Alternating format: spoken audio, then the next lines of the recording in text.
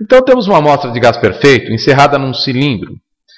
O cilindro é dotado de um êmbolo que pode mover-se livremente. O gás está a uma pressão P0 e uma temperatura T0. A temperatura T0, 273 Kelvin mais 30, 303 Kelvin. Chamei de A área da secção transversal do cilindro, a área da base do cilindro, e H0 a altura inicial do êmbolo em relação à base. No caso, H0 é 20 centímetros. O gás vai ser aquecido e sua temperatura vai aumentar.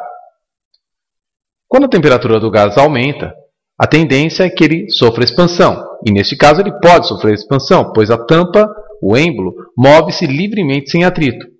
Então, à medida que a temperatura aumenta para 333 Kelvin, o gás expande, fazendo com que a tampa agora se encontre a um desnível em relação à base, H. Observe que a pressão interna não se alterou.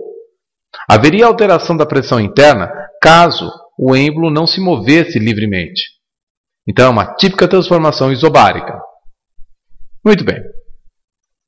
Sabemos que PV sobre NT final é igual a PV sobre NT inicial. A relação PV sobre NT é constante. Pressão final, P0. Volume final do gás é o volume do cilindro de base A e altura H. Então, a área da base A vezes a altura H. Dividido por N, que é o número de mols, vezes a temperatura em Kelvin nessa situação, 333 Kelvin.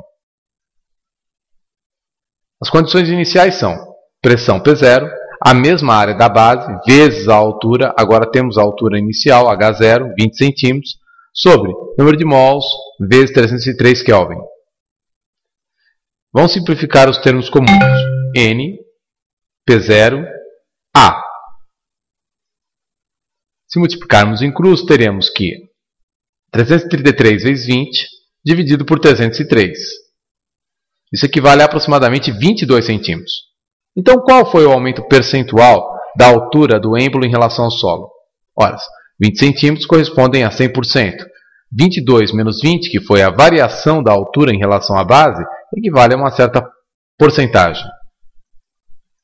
Então, temos que x é igual a 2 sobre 20,